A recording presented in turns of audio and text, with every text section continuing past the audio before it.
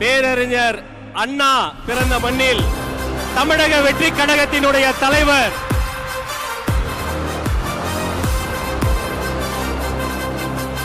தமிழ்நாட்டின் தலையெழுத்தை மாற்றப் போகிற தமிழக வெற்றி கழகத்தினுடைய தலைவர், தன்னிகர் இல்லா தலைவர்,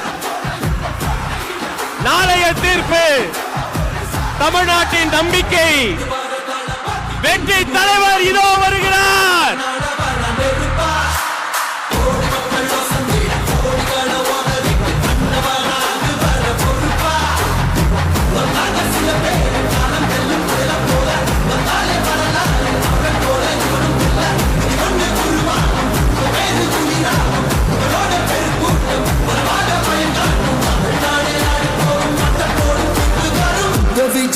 விஜய் உயிரன வரனா விஜய் எளியவன் குரல்னா விஜய் தனியாளுங்க கடல்னா விஜய் எளியவன் குரல்னா விஜய் தனியாளுங்க கடல்னா மக்கள் தானே மன்னர்களை உனக்கு காட்ட வரனா.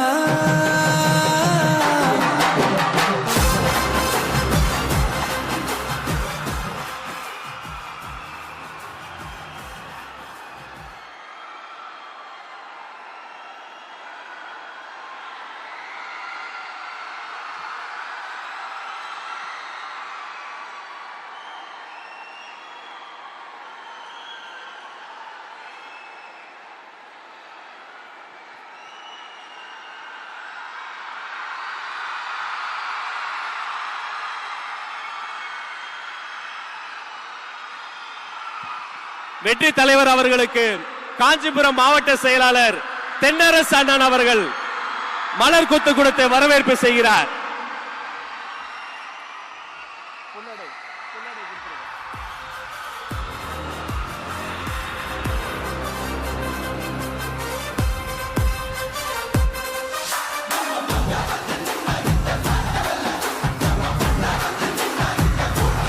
உங்கள் சார்பில் பொன்னாடை போர்த்தி வெற்றி தலைவர் அவர்களை வரவேற்பு செய்கிறார்.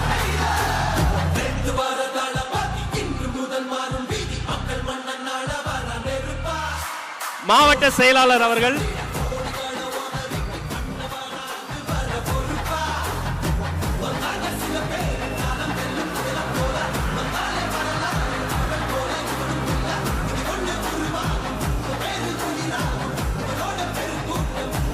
மாவட்ட செயலாளர் அவர்கள் தற்போது வரவேற்புரை வழங்குவார். அனைவருக்கும் வணக்கம். தமிழக வெற்றி கழகம் சார்பாக ஏற்பாடு செய்யப்பட்டுள்ள இந்த சிறப்பான காஞ்சி உள்ளரக மக்கள் சந்திப்பு நிகழ்விற்கு வருகை தந்துள்ள உங்கள் அனைவரையும் வருக வருக என வரவேற்கிறேன். விண்ணை முட்டும் வெளிச்சத்தில் இருந்து கொண்டு எனக்கு அது மட்டும் போதாது, என் மக்களின் மகிழ்ச்சியே முக்கியம் என்று அந்த புகழை துச்சமென மதித்து மக்களுக்காக இறங்கி வந்திருக்கும் நம் தளபதி அவர்களுக்கு முதல் வணக்கம்.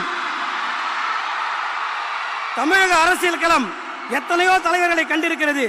ஆனால் உழைப்பால் உயர்ந்து அந்த உழைப்பின் பயனை மக்களுக்கு அர்ப்பணிக்க வந்திருக்கும் ஒரு தன்னலமற்ற தலைவரை இப்போதுதான் காண்கிறது. அவர்தான் நம் தமிழக வெற்றி கழகத்தின் தலைவர். அவர் இருக்கும் இந்த மேடை ஒரு சாதாரண மேடை அல்ல. இது நம் குடும்ப நிகழ்வு. நம்முடைய கருத்துக்களை பகிர்ந்து கொள்ளவும், மக்களின் உண்மையான மனநிலையை அறிந்து கொள்ளவும், நம் அடுத்த கட்ட நகர்வுகளை திட்டமிடவும் அவர் தலைமையில் நாம் இங்கே கூடியிருக்கிறோம். இந்த நிகழ்வை வழிநடத்திக் கொண்டிருக்கும் என் பாசத்துக்குரிய பொதுச் செயலாளர் அவர்களை அன்போடு வரவேற்கிறேன். கழக நிர்வாகிகளை வரவேற்கிறேன். நமது அழைப்பை ஏற்று தங்கள் வேலைகளுக்கு நடுவே ஆர்வத்துடன் வந்திருக்கும் ஊர் பிரமுகர்கள் ஒவ்வொருவரையும் நான் இருகரம் கூப்பி வரவேற்கிறேன். குறிப்பாக மாற்றத்தை எதிர்நோக்கி இங்கு கூடியிருக்கும் பொதுமக்கள் அனைவரையும் வருக வருக என வரவேற்பதில் மகிழ்ச்சி அடைகிறேன். இந்த சந்திப்பு பயனுள்ளதாக அமையட்டும். பிறப்புக்கும் எல்லா உயிர்க்கும் என்று சாதி மத இன வேறுபாடுகளை கடந்து ஒரு சமத்துவ படையை உருவாக்கி இருக்கும் நவீன சிற்பிதான் நம் தமிழக வெற்றி கழகத்தின் தலைவர். சொன்னால் செய்வார் என்பதை விட செய்துவிட்டுதான் சொல்வார் நம் தலைவர் அவர்கள். பேச்சில் அனல் இருக்கும், செயலில் புயல் இருக்கும். 2026 தமிழகத்தில் ஒரு மாபெரும் மாற்றத்தை உருவாக்கி காட்டப்போகும் புரட்சியின் முகவரி. அவர் வெறும் ஓட்டுக்காக வந்தவர் அல்ல, அவர் இந்த நாட்டு மக்களின் பிள்ளையாக வந்திருப்பார். நம் தலைவரின் கரத்தை வலுப்படுத்துவோம், வாகை சூடுவோம். நன்றி, வணக்கம்.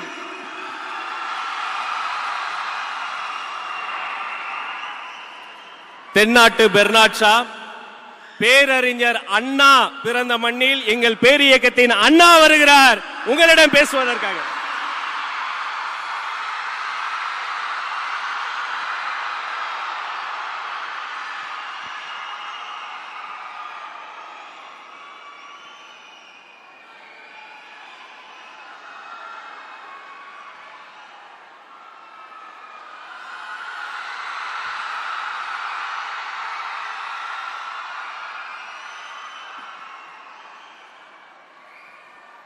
நாட்டுக்காக உழைப்பதற்கு அண்ணா பிறந்தார்.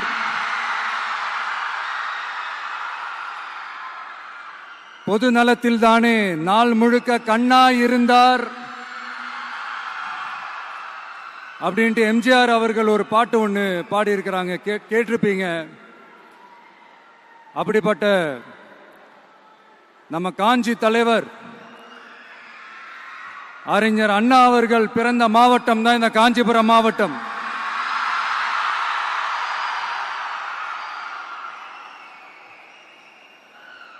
தன்னுடைய வழிகாட்டின்றதுனாலேயே தான் ஆரம்பிச்ச கட்சியினுடைய கொடியில அறிஞர் அண்ணா அவர்களை வச்சவர் எம்ஜிஆர். ஆனா அறிஞர் அண்ணா அவர்கள் ஆரம்பிச்ச அந்த கட்சியை அதுக்கப்புறம் கைப்பற்றினவங்க என்னெல்லாம் பண்றாங்கன்னு நான் சொல்லிதான் உங்களுக்கு தெரியணுமா என்ன? மக்களே, உங்களுக்கு தான் அது நல்லா தெரியுமே.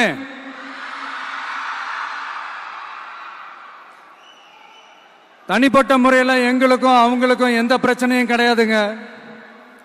எந்த வாய்க்கா வரப்பு தகராறுலாம் எதுவுமே கிடையாதுங்க. அப்படியே இருந்தாலும் அது நம்ம கண்டுக்கவே போறது இல்லைங்க. தனிப்பட்ட முறையில் அவங்களுக்கு வேணா நம்ம மேல வன்மத்தோட இருக்கலாங்க, ஆனா நாமெல்லாம் அப்படி கிடையவே கிடையாதுங்க.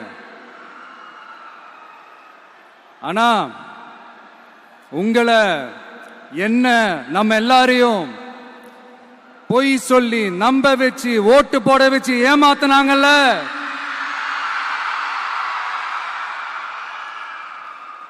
அப்படி ஏமாத்தி ஆட்சிக்கு வந்து நல்லது செய்யற மாதிரி நடிக்கிறாங்கல்ல, நாடகம் ஆடுறாங்கல்ல,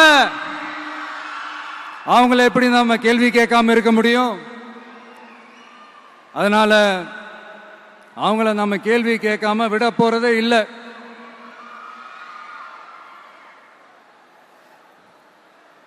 இதையே நான் காஞ்சிபுரம் மாவட்டத்தில் இருந்து நான் சொல்றேன்னா, தெரிஞ்சோ தெரியாமலோ இந்த மாவட்டத்துக்கும் நமக்கும் ஆட்டோமேட்டிக்காவே ஒரு கனெக்ஷன் ஒன்று ஏற்படுதுங்க.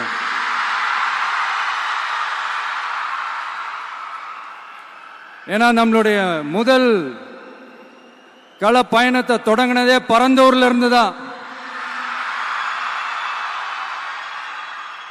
பரந்தூருக்கு போய் அந்த மண்ணில் நின்று அந்த மக்களுக்காக கேள்வி கேட்டதும் இதே அண்ணா அவர்கள் பிறந்த காஞ்சிபுரம் மாவட்டம் தான். இன்னைக்கு ஒரு பெரிய மனவேதனைக்கு அப்புறம் இந்த மக்கள் சந்திப்பு நிகழ்ச்சிக்கு வந்திருக்கிறதும் அதே அண்ணா அவர்கள் பிறந்த காஞ்சிபுரம் மாவட்டம் தான்.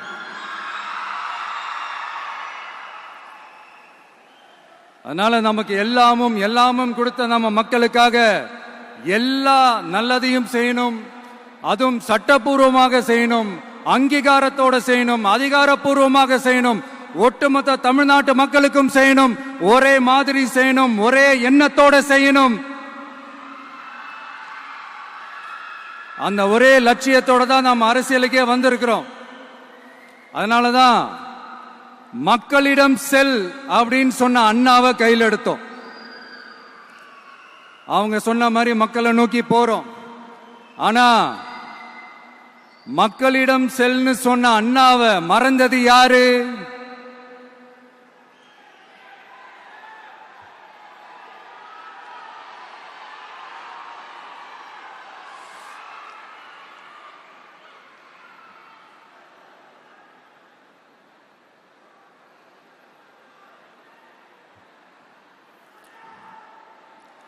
கொள்கையா?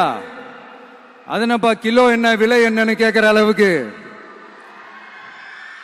அப்படி ஒரு கட்சியை ஒண்ணு நடத்திக்கிட்டு அந்த கட்சியினுடைய தலைவர் தமிழ்நாட்டு முதல்வர் சொல்றாரு, நமக்கு கொள்கை இல்லையா? எப்படி நமக்கு கொள்கை இல்லையா? பிறப்புக்கும் எல்லா உயிருக்கும்னு ஒரு அடிப்படை கோட்பாட்டை நம்ம கட்சியினுடைய ஒரு முக்கிய கோட்பாட்டை அறிவிச்ச நமக்கு கொள்கை இல்லையா? எல்லாருக்கும் எல்லாமும் கிடைக்கணும், சமூக நீதி கிடைக்கணும், அந்த சமூக நீதி உண்மையான சமூக நீதியா இருக்கணும், சாதி வாரி கணக்கெடுப்பு நடத்தணும்னு ரொம்ப ஸ்ட்ராங்கா சொன்ன நமக்கு கொள்கை இல்லையா? CAA அறிவிச்சதுக்கு அப்புறம் அப்ப நம்ம கட்சி ஆரம்பிக்கிறதுக்கு முன்னாடியே எதிர்த்த நமக்கு கொள்கை இல்லையா? வகுப்பு சட்டத்தை எதிர்த்து உச்ச நீதிமன்றத்துக்கு முதல்ல போன நமக்கு கொள்கை இல்லையா? நீட்ட வந்தா ஒழிச்சிருவேன், நீட்ட வந்தா அழிச்சிருவேன், ஆட்சிக்கு வந்தவனே ரத்து செய்யறது நீட்ட தான், அப்படி இப்படின்னு கதையெல்லாம் விடாம கல்விய மாநில பட்டியல சேர்க்கணும்னு சொன்னதோட மட்டும் இல்லாம அதுக்கு ஒரு இடைக்கால தீர்வை சொன்ன நமக்கு கொள்கை இல்லையா? சமத்துவம் சம வாய்ப்புன்னு ரொம்ப ஸ்ட்ராங்கா சொன்ன நமக்கு கொள்கை இல்லையா? இப்படி கொள்கையை வெறும் பேச்சில மட்டுமே பேசிக்கிட்டு எல்லா கொள்கையும் அண்டர் கிரவுண்ட்ல அடக்கி வச்சுக்கிட்டு என்னமோ இவங்களுக்கு மட்டும்தான் எல்லா கொள்கையும் குத்தகைக்கு எடுத்த மாதிரி, இவங்க கொள்கையே கொள்ளை தானே. எப்படி இவங்க கொள்கையே கொள்ளை தானே.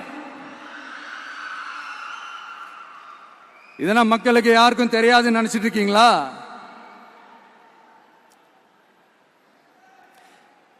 எங்க கட்சி ஒன்றும் சங்கரமடம் இல்லைன்னு சொன்னது யாரு? யார் சொன்னாங்க? ஏன் சொன்னாங்க? எதுக்கு சொன்னாங்க?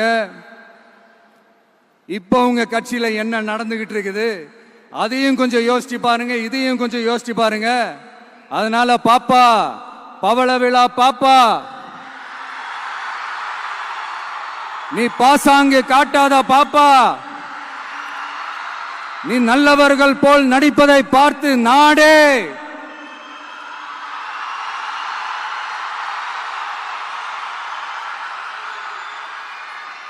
பாப்பான்னு சொன்னோம். அப்ப கூட பாத்தீங்கன்னா பாப்பான்றது ரொம்ப ஆசையா பாசமா சாஃப்டா தான் சொன்னோம். அதையே நீங்க அதிர்ச்சியா எடுத்துக்கிட்டீங்கன்னா அதுக்கு நாங்க என்ன பண்றது? அதே நீங்க விமர்சனம்னு சொன்னீங்கன்னா நாங்க என்ன பண்றது? இன்னும் நாங்க விமர்சனம் செய்ய ஸ்டார்ட் பண்ணவே இல்லையே, இன்னும் நாங்க அடிக்க ஸ்டார்ட் பண்ணவே இல்லையே, அதுக்குள்ள அலர்னா எப்படி?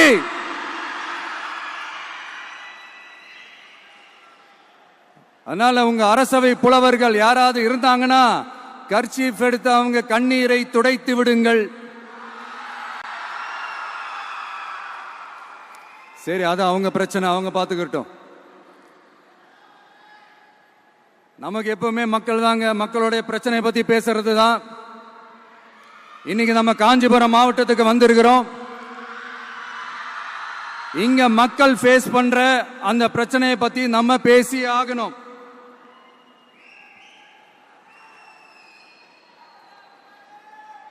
இந்த காஞ்சி மண்ணை வாழ வைக்கிற ஜீவ நதி பாலாறு, உயிர் நதி பாலாறு. இந்த மக்களோட உயிரோடவும் ரத்தத்தோடும் கலந்து ஓடுவது பாலாறு. அந்த பாலாறை இன்னைக்கு பெரியார் பெயரையும் அண்ணா பெயரையும் சும்மா பேருக்கு வச்சுக்கிட்டு ஆட்சி நடத்துறவங்க என்ன பண்றாங்க தெரியும்ல? சுரண்டிட்டாங்க, கொள்ளையடிச்சிட்டாங்க, நாசம் பண்ணிட்டாங்க, மோசம் பண்ணிட்டாங்க, இன்னும் என்ன வேணாலும் சொல்லலாம். ஆக மொத்தம் அழிச்சிட்டாங்க. இதை நான் ஏதோ போற போக்கில் ஏதோ அடிச்சு விடலங்க, ஆதாரத்தோட தான் சொல்றேன். அனுமதிக்கப்பட்ட அந்த லெவலை தாண்டி 22,70,000 யூனிட் மணலை கொள்ளையடிச்சிருக்கிறாங்க. ஆக மொத்தம் இதுல அவங்க அடிச்ச கொள்ளை எவ்வளவு தெரியுமா? ரொம்பலாம் இல்ல, கம்மி தான். 4,730 கோடி. கம்மி தான் இல்ல?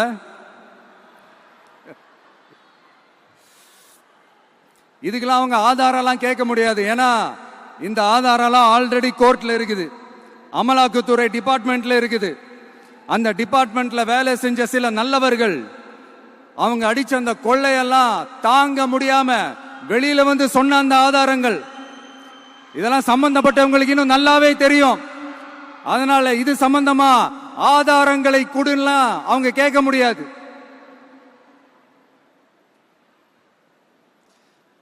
மணலை கொள்ளையடிச்சா நீர்நிலைகள் அழியும், ஏரி குளம் கண்மா எல்லாம் அழியும். இதெல்லாம் அழிஞ்சா விவசாயம் அழியும், விவசாயம் அழிஞ்சு போனா விவசாயிகள் அழிஞ்சிருவாங்க. ஆக மொத்தம் நாம் எல்லாரும் மொத்தமா அழிஞ்சு போக வேண்டியதுதான். இப்படி மேல இருந்து கீழே வரைக்கும் ஒரு கட்சியை சிண்டிகேட் போட்டு கொள்ளையடிக்கிறத கேள்விப்பட்டிருக்கிறீங்களா மக்களே? இதே காஞ்சிபுரத்தோட உலக பெருமை நம்ம பட்டும் கைத்தறி துணியும் அதை தயாரிச்சு கொடுக்கிற கைத்தறி நெசவாளர்களும் தான். காஞ்சிபுரம் பட்டுன்னு சொன்னா உலகத்துக்கே தெரியும். ஆனா அதை தயாரிச்சு கொடுக்கிற நெசவாளர்கள் நிலை என்ன தெரியுமா? வறுமை, துன்பம், கந்துவட்டி கொடுமை. பட்டு கைத்தறிக்கு கூட்டுறவு சங்கங்கள் இருக்கு, பருத்தி கைத்தறிக்கும் கூட்டுறவு சங்கங்கள் இருக்கு. சுமார் 40,000 பேர் அதில் உறுப்பினர்களா இருக்கிறாங்க. அது போக சாய தொழில், தறிப்பட்டறை தொழில் இதை நம்பி 40,000 குடும்பங்கள் இருக்கு. ஆனா அவங்களோட ஒரு நாள் கூலி எவ்வளவு தெரியுமா? வெறும் 500 ரூபா தான். அதை கொஞ்சம் அதிகப்படுத்தி கொடுங்கன்னு போராடி போராடி பார்த்து ஒன்னும் நடக்கல. இதோட அவங்க கஷ்டம் முடிஞ்சுதா? வடகிழக்கு பருவமழை அந்த 500 ரூபா கூலிக்கு வேட்டு வச்சிடுச்சு. எப்படி விவசாயிகள் டெல்டா மாவட்டங்களில் மழையால பாதிக்கப்பட்டாங்களோ, அவங்கள கண்டுக்காம எப்படி இந்த அரசாங்கம் கைவிட்டுடுச்சோ, அதே மாதிரிதான் நம்ம கைத்தறி நெசவாளர்களும் மழையால பாதிக்கப்பட்டிருக்கிறாங்க. அடுத்து இந்த காஞ்சிபுரம் மாவட்டத்தோட பஸ் ஸ்டாண்ட் 60 வருஷத்துக்கு முன்னாடி கட்டினதான். அண்ணா அவர்கள் ஆட்சிக்கு வந்தப்போ கட்டியிருப்பாங்க போல. அது இன்னும் புதுப்பிக்க கூட முடியாம கேட்டா என்ன சொல்லுவாங்க? அந்த லேண்ட் கேஸ்ல இருக்குது. இல்ல நான் கேட்கிறேன், ஒரு கவர்மெண்ட்னால வேற ஒரு நல்ல இடத்தை தேர்வு செஞ்சு ஒரு பஸ் ஸ்டாண்ட் கட்டி தர முடியாதா?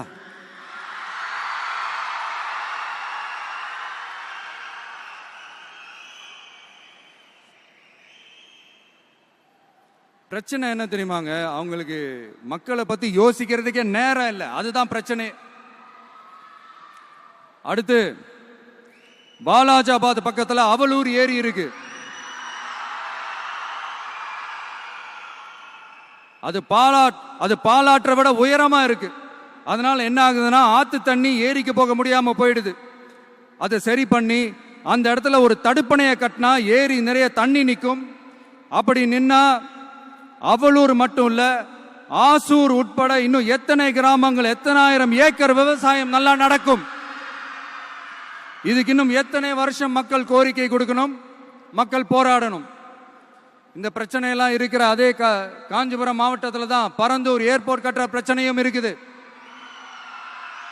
அந்த பிரச்சனையில கண்டிப்பா நாங்க விவசாயிகள் பக்கம் தான் நிற்போம். அதுல எந்த மாற்று கருத்துமே கிடையாது. இந்த கவர்மெண்ட் பரந்தூர் விவகாரத்தில் எங்களுக்கோ இல்ல விவசாயிகளுக்கோ எந்த விதமான காரணங்கள் சொல்லி எஸ்கேப் ஆகவே முடியாது. இப்படி மக்களுக்காக மக்களோட பிரச்சனைகளை எடுத்து பேசுறதுனால இப்ப ஆட்சியில் இருக்கிறவங்களுக்கு நம்ம மேல ஒரு ஆத்திரம் வரத்தானே செய்யும்.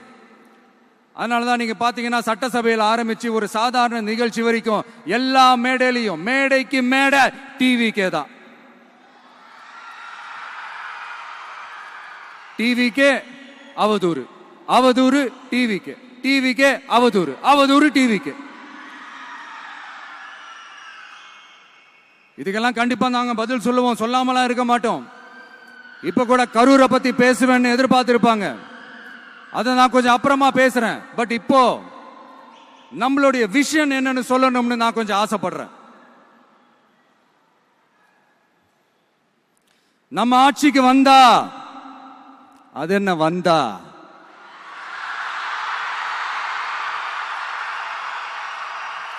வருவோம். மக்கள் கண்டிப்பா நம்மளை வர வைப்பாங்க. மக்களுக்கான ஆட்சியை மக்களே விரும்பி வர வைக்கத்தானே செய்வாங்க. அப்படி மக்களால் அமைக்கப்பட போற நம்ம ஆட்சியில நம்ம என்ன செய்ய போறோம்ன்றது அதுக்கான அந்த தேர்தல் அறிக்கையில அதுக்கான விளக்கத்தை டெஃபினட்டா கொடுப்போம். பட் அதுக்கு முன்னாடி ஒரு சின்னதா லைட்டா நான் கொஞ்சம் அதை சொல்லணும்னு ஆசைப்படுறேன். எல்லாருக்கும் நிரந்தரமான வீடு இருக்கணும்.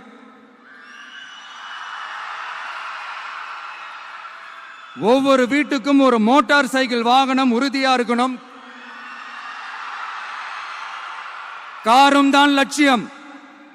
அதுக்கான வசதி வாய்ப்பை உருவாக்குற அளவுக்கு பொருளாதார வளர்ச்சிக்கு வழியை உண்டாக்கணும். ஒவ்வொரு வீட்டில் இருக்கிற ஒவ்வொருத்தரும் மினிமம் டிகிரி படிச்சிருக்கணும்.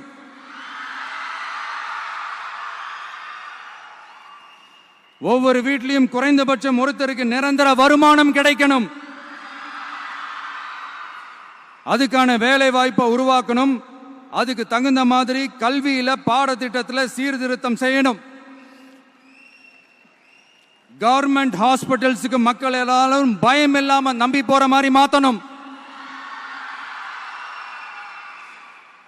பருவமழை காலத்தில் ஏற்படுற வெள்ளத்தால ஊரும் சரி மக்களும் சரி விவசாயமும் சரி பாதிக்கப்படாம இருக்கணும். அதுக்கு 4000 கோடி திட்டம்னு ஒரு உருட்டுனாங்களே, அந்த மாதிரி எல்லாம் எதுவும் இல்லாம உண்மையான ஒரு பாதுகாப்பு திட்டத்தை உருவாக்கணும். மீனவர்களோட, தொழிலாளர்களோட, நெசவாளர்களோட, அரசு ஊழியர்கள் மற்றும் ஆசிரியர்களோட கருத்து கேட்டு அவங்களுக்கான பாதுகாப்பு மற்றும் வளர்ச்சி திட்டங்களை உருவாக்கணும். உருவாக்குறது மட்டும் இல்ல, அதை செயல்படுத்தணும். முக்கியமா இண்டஸ்ட்ரியல் டெவலப்மெண்ட்ஸ்ல கான்சென்ட்ரேட் பண்ணணும். எல்லாத்தையும் விட ரொம்ப ரொம்ப முக்கியம், சட்டம் ஒழுங்க ரொம்ப ஸ்ட்ரிக்டா வச்சிருக்கணும். நம்மளுடைய அம்மா, அக்கா, தங்கச்சிகள், அவங்களுடைய பிள்ளைகள், குழந்தைகள் எல்லாருக்கும் பாதுகாப்பை, அதுவும் உண்மையான ஸ்ட்ராங்கான பவர்ஃபுல்லான பாதுகாப்பை உண்டாக்கணும். அண்ணா யூனிவர்சிட்டியில நடந்த அந்த பெண்ணுக்கு நடந்த அந்த பிரச்சனை மாதிரியோ, இல்ல கோவையில் நடந்த அந்த கல்லூரி பெண்ணுக்கு நடந்த பிரச்சனை மாதிரியோ அதெல்லாம் நடக்க விடவே கூடாது. நம்ம வீட்டு பெண்கள் ஸ்ட்ராங்கா, பயமே இல்லாம தைரியமா இருக்கணும்.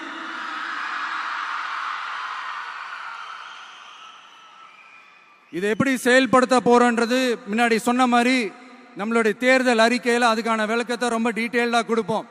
நான் சும்மா மற்றவங்க மாதிரி அவங்கள மாதிரி எல்லாத்தையும் அடிச்சு விட்டுட்டு ஏமாத்துற வேலையெல்லாம் இங்க கிடையாது நம்ம கிட்ட. நான் மறுபடியும் சொல்றேன், நம்ம அரசியலுக்கு வந்தது உங்களுக்கு நல்லது நல்லது நல்லது மட்டுமே செய்யறது தான். எங்களுக்கு வேற எந்த அஜெண்டாவும் கிடையாது. அதனாலதான் பாத்தீங்கன்னா கொள்கை எதிரி யாரு, அரசியல் எதிரி யாருன்னு திட்டவட்டமா சொல்லிட்டு அது வெளியே சொல்லிட்டு களத்துக்கு வந்திருக்கிறோம். அதுல எந்த விதமான குழப்பமோ எந்த விதமான ஊசலாட்டமோ எதுவுமே இருக்க போறதில்ல. இந்த விஜய் சும்மா எதையும் சொல்ல மாட்டான். ஒன்னு சொன்னா அதை செய்யாம விட மாட்டான். அது மக்களுக்கு நல்லாவே தெரியும். அப்புறம் ஒரு அதிசயம் சொல்ல முடியாது, இது ஒரு கண்டுபிடிக்க முடியாத ஒரு உண்மைன்னு சொல்லலாம். அது என்னப்பா அது தற்குறியா?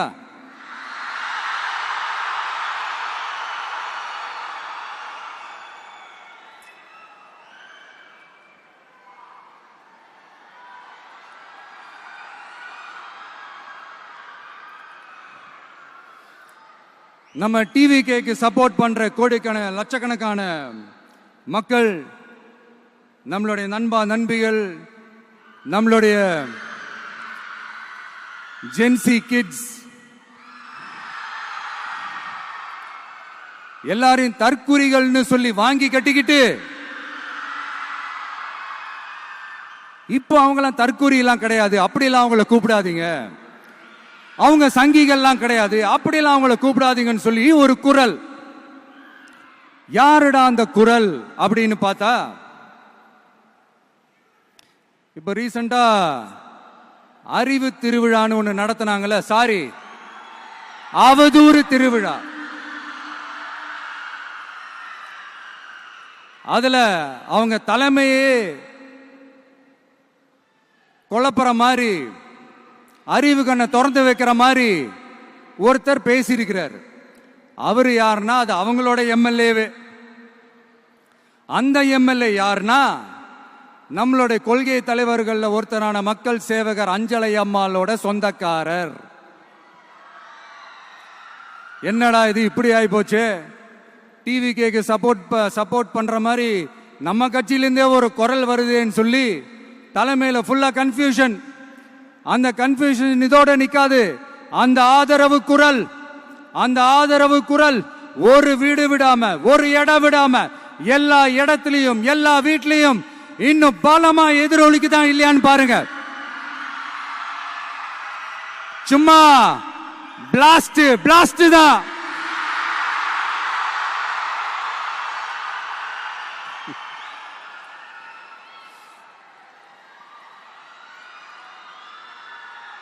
இது இன்னைக்கு நேத்தெல்லாம் நடக்கலங்க.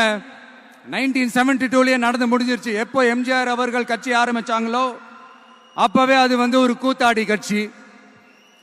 எப்போ எம்ஜிஆர் அவர்களுக்கு பின்னாடி அத்தனை மக்கள் திரண்டு நின்னாங்களோ அப்பவே அது ஒரு கூத்தாடி கும்பல். நடிகர் கட்சின்னு சொன்ன ஒருத்தர் அதுக்கப்புறம் எம்ஜிஆர் கூடயே போய் சேர்ந்துட்டாரு. இன்னொருத்தர் இவரெல்லாம் ஒரு ரவுண்டு தாங்க வருவாரு, ரெண்டாவது ரவுண்ட்லாம் காணாம போயிடுவாருன்னு சொல்ல இன்னொருத்தர் அதுக்கப்புறம் போய் எம்ஜிஆர் கிட்டே போய் சேர்ந்துட்டார். சோ இந்த மாதிரி இவங்க 2 பேர் மட்டும் இல்ல, ஒட்டுமொத்த தமிழ்நாட்டு மக்களும் எம்ஜிஆர் அவர்கள் கூட தானே போய் சேர்ந்தாங்க.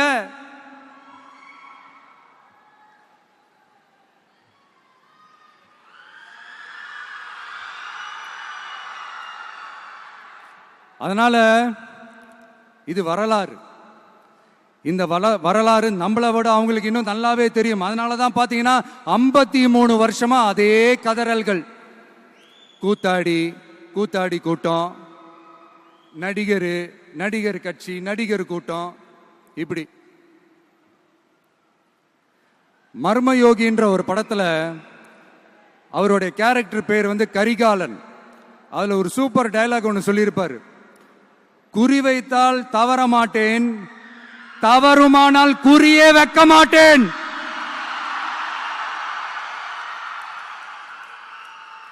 இதெல்லாம் யாருக்கு சொல்றோம், எதுக்கு சொல்றோம்னு புரிய வேண்டியவங்களுக்கு புரிஞ்சா நல்லா இருக்கும். ஏண்டா இந்த விஜய தொட்டோம்?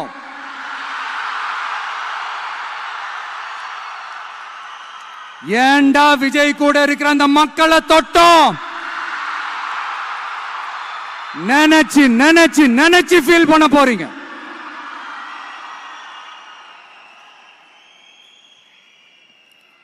அப்புறம் நமக்கு இந்த அரசியல் புரிதல்லாம் இல்ல, அது இல்ல, இது இல்ல. அப்புறம் நான் கேட்கிறேன், மக்கள் எல்லாரும் உங்களுக்கு தற்குறிகளா?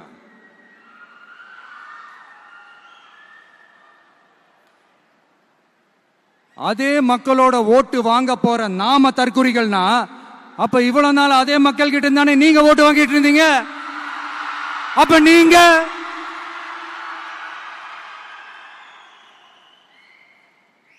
அந்த மக்களுக்கு நீங்க காட்டுற மரியாதையும் நன்றியும் இதுதானா? ஒண்ணு மட்டும் சொல்றேன், எழுதி வச்சுக்கோங்க. இந்த தற்குறின்னு சொல்றீங்கல்ல, இந்த தற்குறிகள்லாம் ஒன்னா சேர்ந்துதான் வாழ்நாள் பூரா விடையை கண்டுபிடிக்காத முடியாத அளவுக்கு உங்க அரசியலே ஒரு கேள்விக்குறியாக்க போறாங்க.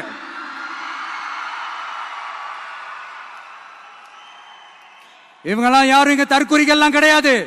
இவங்க எல்லாரும் தமிழ்நாட்டு அரசியலோட ஆச்சரியக்குறி. இவங்க எல்லாரும் தமிழ்நாட்டு அரசியலோட அந்த மாற்றத்திற்கான அறிகுறி. சும்மா லாஜிக்கே இல்லாம தற்குறி.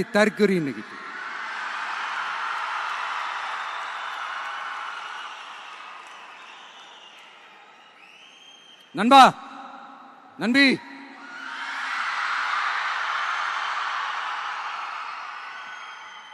எல்லா மேடையிலும் ரிப்பீட்டடா ஒரு விஷயம் நான் சொல்லுவேன்ல, இப்ப நீங்க சொல்லுங்க. ஒன்னு, இன்னொன்னு, ரிப்பீட். ஒன்னு, இன்னொன்னு. இந்த போட்டி எப்படி இருக்க போகுதுன்னா, மக்களோட மக்களா நிக்கிற நமக்காக மக்களே டிசைட் பண்ணி போறாங்க. My dear sir, my dear uncle,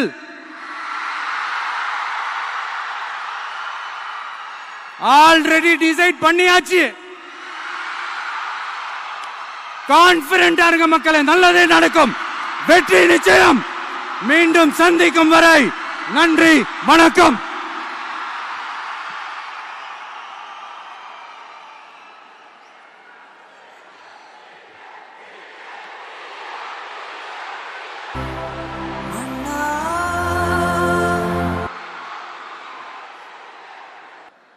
வெளியில போக பர்மிஷன் கிடைச்சவன கூடிய சீக்கிரம் வெளியில வருவோம்.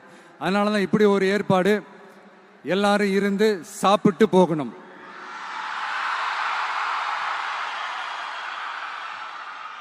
நன்றி, வணக்கம். சொல்ல மறந்துட்டேன், என் நெஞ்சில் குடியிருக்கும்